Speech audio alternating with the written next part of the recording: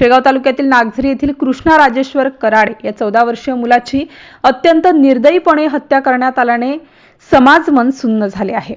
या हत्याकांडातील दोषी आरोपी विरुद्ध जलद गती न्यायालयात खटला चालवून त्यास फाशीची शिक्षा देण्याची मागणी मराठा पाटील युवक समितीच्या वतीने करण्यात आली आहे। समाजातील अशा विघातक प्रवृत्तींचा समूळ नाश करण्यासाठी शासनाने कठोर पावले उचलावीत अशा मागणीचे निवेदन दिनांक 29 जुलै रोजी मराठा पाटील युवक समितीच्या वतीने खामगाव तहसीलदारांना देण्यात आले आहे।